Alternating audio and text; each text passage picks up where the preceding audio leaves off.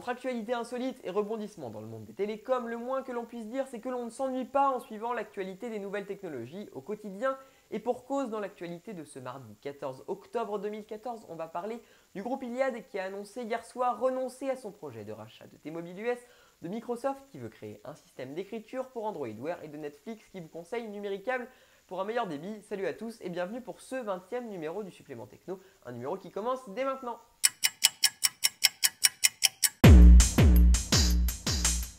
Et l'on commence donc par ce qui est certainement l'un des énièmes rebondissements dans le monde des télécoms. En effet, alors que le groupe Iliad, maison mère de Free et Free Mobile, et dont l'actionnaire majoritaire n'est autre que Xavier Niel, avait annoncé dans le courant de l'été qu'il avait fait une offre pour acquérir l'opérateur américain T-Mobile US, le groupe français vient d'annoncer hier soir qu'il renonçait finalement à ce projet de fusion.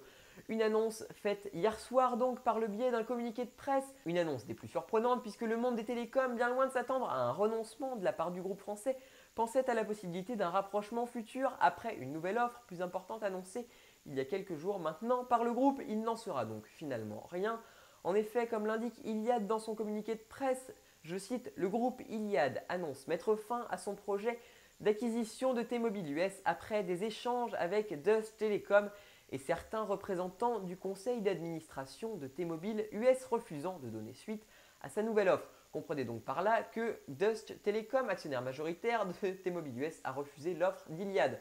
Or, malgré l'abandon de ce projet, Iliad ne semble pas plus décidé que cela à participer à une éventuelle consolidation du marché français. C'est du moins ce que laisse penser la dernière ligne du communiqué de presse du groupe, indiquant, je cite, que le groupe Iliad poursuivra sa politique de croissance rentable telle que menée depuis 15 ans dans l'intérêt de ses abonnés, de ses salariés et de ses actionnaires.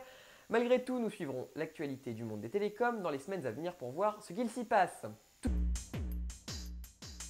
Toujours dans l'actualité de ce mardi 14 octobre, mais du côté de Microsoft, cette fois-ci on prépare un clavier virtuel pour Android Wear. Oui, vous avez bien entendu, rien de moins que le nouveau système d'exploitation de Google, son ennemi juré, le système d'exploitation dédié aux objets connectés.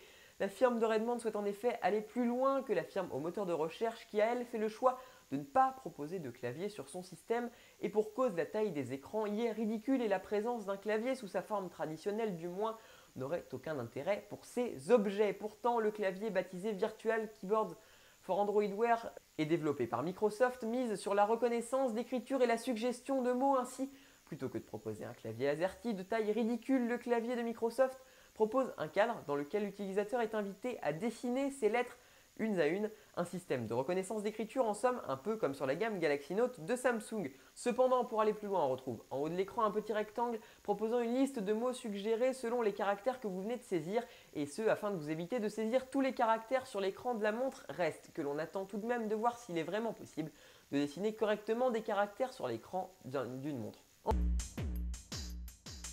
Enfin, on termine par ce classement un peu particulier des opérateurs internet français et pour cause, il n'a pas été réalisé par l'ARCEP, l'autorité de régulation du secteur qui s'adonne généralement à ce genre de classement, mais bien par un service propriétaire puisqu'il s'agit du service de VOD américain Netflix arrivé en France il y a quelques semaines. Maintenant, un classement des opérateurs selon leur débit qu'ils proposent à leurs abonnés, un débit qui permet ensuite à Netflix de proposer telle ou telle qualité à ses abonnés. Ainsi, en France, on y apprend que c'est Numéricable qui propose presque exclusivement de la fibre optique avec raccordement par câble coaxial qui a le meilleur débit moyen avec 3,38 Mbps par seconde devant Bouygues Telecom à 3,23 Mbps par seconde, Orange à 3,10 Mbps par seconde et SFR et Free tous deux à 3,6 Mbps par seconde. De manière générale, on constate tout de même que la moyenne française atteint 3,12 Mbps par seconde, ce qui constitue un débit moyen bien plus élevé que les États-Unis qui ont eux un débit de 2,72 Mbps par seconde, mais moins important que celui de la Belgique ou encore de l'Allemagne, avec respectivement 3,81 et 3,77 Mbps. J'espère que vous suivez encore. Dans tous les cas, sachez que ce 20e numéro du Supplément Techno est d'ores et déjà terminé et que l'on se retrouve dès demain matin sur l'actu-techno.tv pour suivre toute l'actualité des nouvelles technologies en vidéo.